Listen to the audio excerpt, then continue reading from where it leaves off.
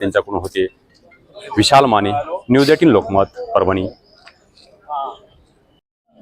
विरोधी पक्षनेते राहुल गांधी हे आज परभणी जिल्ह्याच्या दौऱ्यावर येणार आहेत। या दौऱ्यादरम्यान न्यायालयीन कोठडीमध्ये मृत्यू झालेल्या सोमनाथ सूर्यवंशी याच्या कुटुंबियांची बाजार समिती परिसरात असलेल्या एका घरामध्ये ते भेट घेणार आहेत। मागील काही दिवसापासून सोमनाथ याचे कुटुंबीय परभणीमध्ये मुक्कामी आहेत। मूळचा लातूरचा असलेला सोमनाथ दंगली दरम्यान पोलिसांनी त्याला अटक केली होती। त्यानंतर पोलीस कोठडीमधून त्याची न्यायालयीन कोठडीमध्ये रवानगी करण्यात आली होती। त्या दरम्यान त्याचा मृत्यू झाला। त्याच्या मृत्यूनंतर संपूर्ण राज्यात मोठा गदारोळ उडाला होता।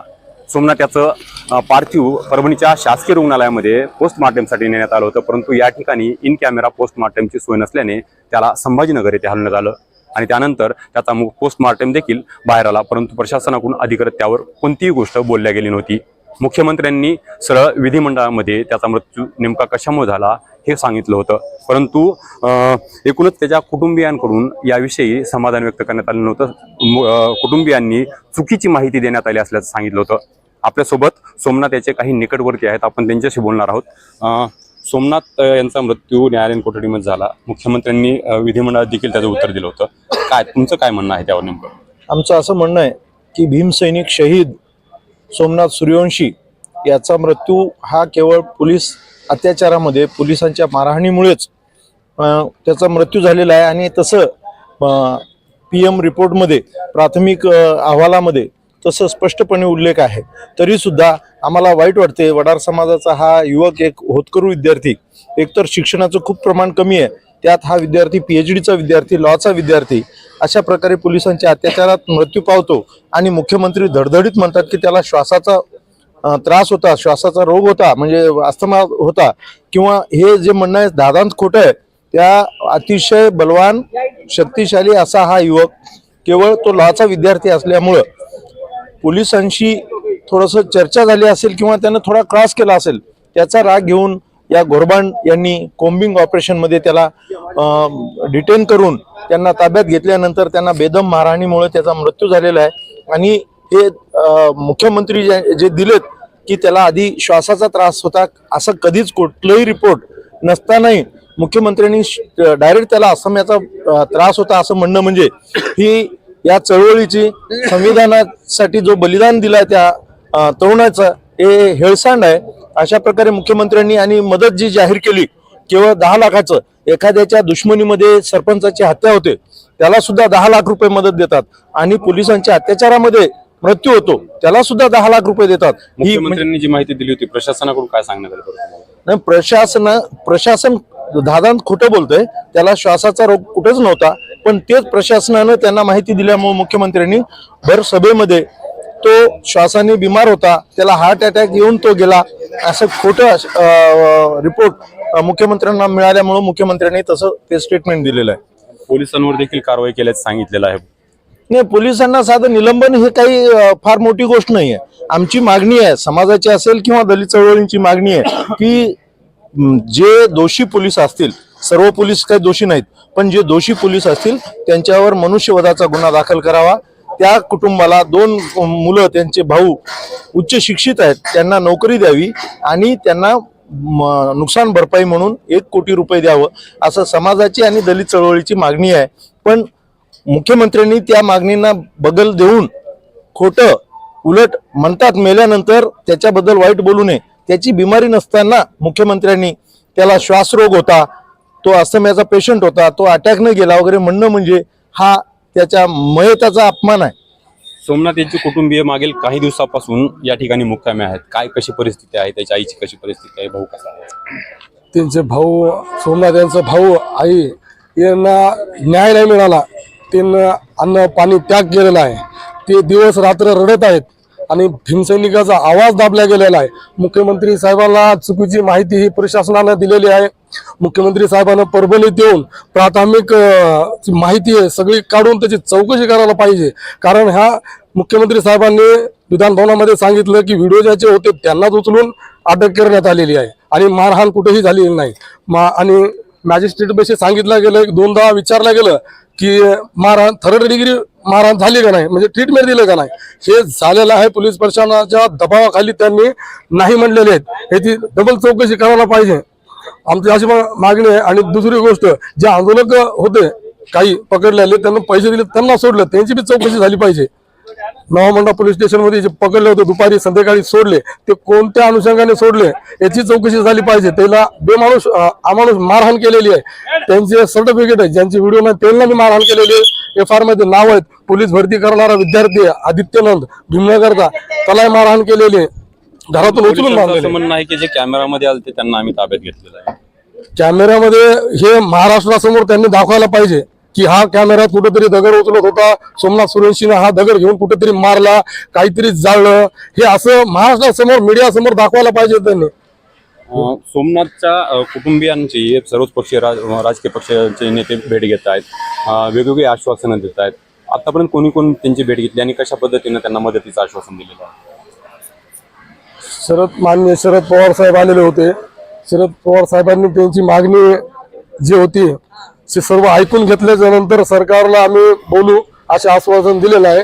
आणि राज्याचे उपमुख्यमंत्री अजितदादा हे आले होते, त्यांनी सांगितलेलं आहे आम्ही मदत जाहीर केलेली आहे. अजून राज्याच्या प्रमुखांनी जे बोललेले आहेत ते तुमची मदत दिल्या जाईल.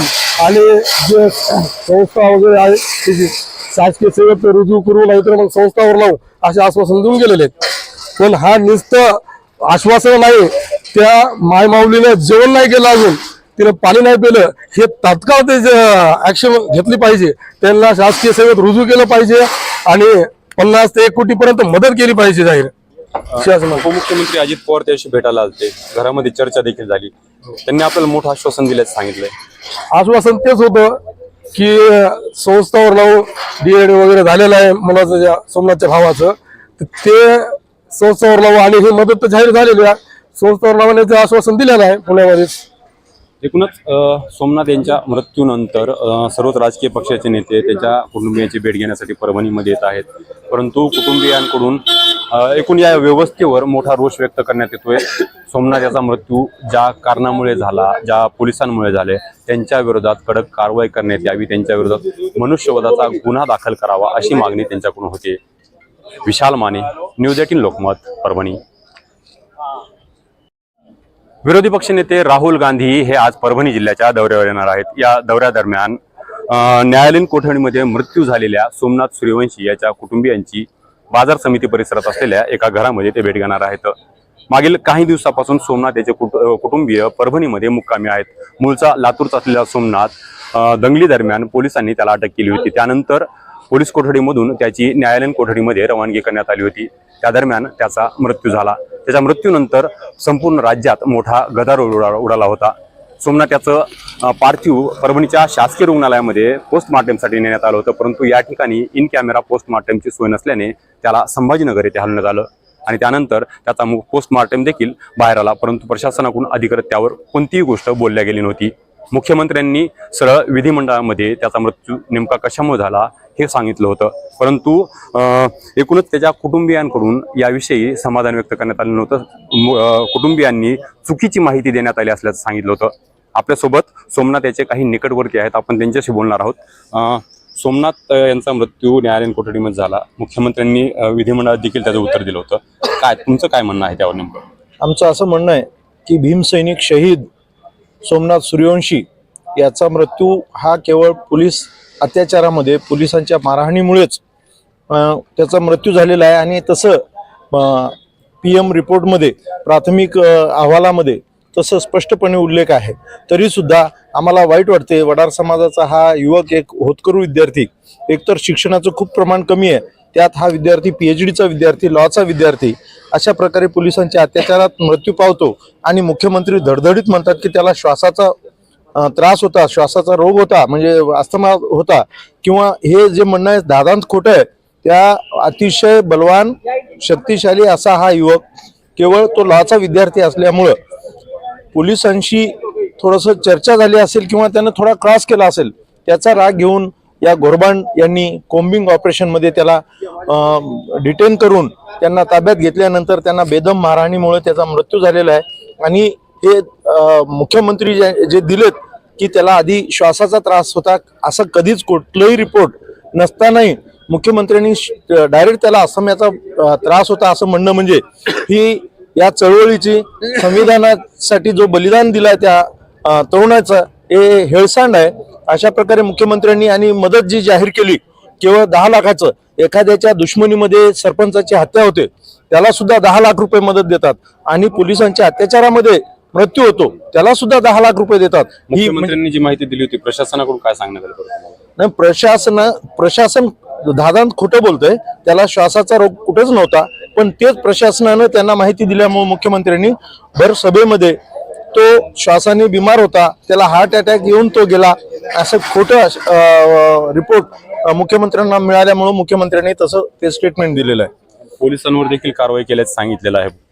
नाही, पोलिसांना साधं निलंबन हे काही फार मोठी गोष्ट नाही आहे. आमची मागणी आहे, समाजाची असेल किंवा दलित चळवळींची मागणी आहे की जे दोषी पोलीस असतील, सर्व पोलीस काही दोषी नाहीत, पण जे दोषी पोलीस असतील त्यांच्यावर मनुष्यवधाचा गुन्हा दाखल करावा. त्या कुटुंबाला 2 मुलं, त्यांचे भाऊ उच्च शिक्षित आहेत, त्यांना नोकरी द्यावी आणि त्यांना नुकसान भरपाई म्हणून 1 कोटी रुपये द्यावं असं समाजाची आणि दलित चळवळीची मागणी आहे. पण मुख्यमंत्र्यांनी त्या मागणींना बगल देऊन खोटं उलट म्हणतात मेल्यानंतर त्याच्याबद्दल वाईट बोलू नये. त्याची बिमारी नसताना मुख्यमंत्र्यांनी त्याला श्वासरोग होता, तो अस्थम्याचा पेशंट होता, तो अटॅकनं गेला वगैरे म्हणणं म्हणजे हा त्याच्या मयताचा अपमान आहे. सोमनाथ यांचे कुटुंबीय मागील काही दिवसापासून या ठिकाणी मुक्कामी आहेत. काय कशी परिस्थिती आहे, त्याच्या आईची कशी परिस्थिती आहे, भाऊ कसा आहे? त्यांचे भाऊ, सोमनाथ यांचा भाऊ आई यांना न्याय नाही मिळाला. त्यांना अन्न पाणी त्याग केलेला आहे. ते दिवस रात्र रडत आहेत आणि भीमसैनिकाचा आवाज दाबला गेलेला आहे. मुख्यमंत्री साहेबांना चुकीची माहिती ही प्रशासनानं दिलेली आहे. मुख्यमंत्री साहेबांना परभणीत येऊन प्राथमिक माहिती आहे सगळी काढून त्याची चौकशी करायला पाहिजे. कारण ह्या मुख्यमंत्री साहेबांनी विधान भवनामध्ये सांगितलं की व्हिडिओ ज्याचे होते त्यांनाच उचलून अटक करण्यात आलेली आहे आणि मारहाण कुठेही झालेली नाही. आणि मॅजिस्ट्रेट बेशी सांगितलं गेलं, 2दा विचारलं गेलं की मारहाण 3rd डिग्री मारहाण झाली का नाही, म्हणजे ट्रीटमेंट दिलं का नाही. हे झालेलं आहे. पोलीस प्रशासनाच्या दबावाखाली त्यांनी नाही म्हणलेले आहेत. याची डबल चौकशी करायला पाहिजे, आमची अशी मागणी आहे. आणि दुसरी गोष्ट, जे आंदोलक होते काही पकडलेले, त्यांना पैसे दिले, त्यांना सोडलं, त्यांची बी चौकशी झाली पाहिजे. नवामंडा पोलीस स्टेशन मध्ये जे पकडले होते दुपारी संध्याकाळी सोडले, ते कोणत्या अनुषंगाने सोडले याची चौकशी झाली पाहिजे. त्याला बेमाणूस अमाणूस मारहाण केलेली आहे. त्यांचे सर्टिफिकेट आहे, ज्यांचे व्हिडिओ नाही त्यांना मी मारहाण केलेली आहे. FIR मध्ये नाव आहेत. पोलीस भरती करणारा विद्यार्थी आदित्यनंद भीमनगरचा, त्याला मारहाण केलेली आहे, घरातून उचलून मारलेले. म्हणणं आहे की जे कॅमेरामध्ये आले त्यांना आम्ही ताब्यात घेतलेलं आहे. कॅमेऱ्यामध्ये हे महाराष्ट्रासमोर त्यांनी दाखवायला पाहिजे की हा कॅमेरा कुठेतरी दगड उचलत होता, सोमनाथ सूर्यवंशीने हा दगड घेऊन कुठेतरी मारला, काहीतरी जाळलं, हे असं महाराष्ट्रासमोर मीडिया समोर दाखवायला पाहिजे त्यांनी. सोमनाथच्या कुटुंबियांची सर्वच पक्षीय राजकीय पक्षाचे नेते भेट घेत आहेत, वेगवेगळी आश्वासनं देत आहेत. आतापर्यंत कोणी कोण त्यांची भेट घेतली आणि कशा पद्धतीने त्यांना मदतीचं आश्वासन दिलेलं आहे? माननीय शरद पवार साहेब आलेले होते. शरद पवार साहेबांनी त्यांची मागणी जी होती ते सर्व ऐकून घेतल्याच्या नंतर सरकारला आम्ही बोलू असे आश्वासन दिलेलं आहे. आणि राज्याचे उपमुख्यमंत्री अजितदादा हे आले होते, त्यांनी सांगितलेलं आहे आणि मदत जाहीर केलेली आहे. अजून राज्याच्या प्रमुखांनी जे बोललेले आहेत ते तुमची मदत दिल्या जाईल आणि जे संस्था वगैरे आहे त्याची शासकीय सेवेत रुजू करू, नाहीतर मग संस्थावर लावू असे आश्वासन देऊन गेलेले आहेत.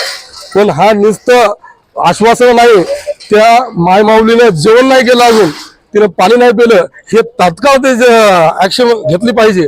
त्यांना शासकीय सेवेत रुजू केलं पाहिजे आणि 50 ते 1 कोटी पर्यंत मदत केली पाहिजे जाहीर. उपमुख्यमंत्री अजित पवार त्याशी भेटायला आलते, घरामध्ये चर्चा देखील झाली, त्यांनी आपल्याला मोठं आश्वासन दिल्याचं सांगितलंय. आश्वासन तेच होतं की संस्थावर लावून DED वगैरे झालेलं आहे मुलाचं, सोमनाथच्या भावाचं, ते संस्थावर लावू आणि ही मदत तर जाहीर झालेली आहे. संस्थावर लावण्याचं आश्वासन दिलेलं आहे पुण्यामध्येच. एकूणच सोमनाथ यांच्या मृत्यूनंतर सर्वच राजकीय पक्षाचे नेते त्यांच्या कुटुंबियांची भेट घेण्यासाठी परभणीमध्ये येत आहेत, परंतु कुटुंबियांकडून एकूण या व्यवस्थेवर मोठा रोष व्यक्त करण्यात येतोय. सोमनाथ याचा मृत्यू ज्या कारणामुळे झाला, ज्या पोलिसांमुळे झाले, त्यांच्या विरोधात कडक कारवाई करण्यात यावी, त्यांच्या विरोधात मनुष्यवधाचा गुन्हा दाखल करावा अशी मागणी त्यांच्याकडून होते. विशाल माने, न्यूज 18 लोकमत, परभणी. विरोधी पक्षनेते राहुल गांधी हे आज परभणी जिल्ह्याच्या दौऱ्यावर येणार आहेत. या दौऱ्यादरम्यान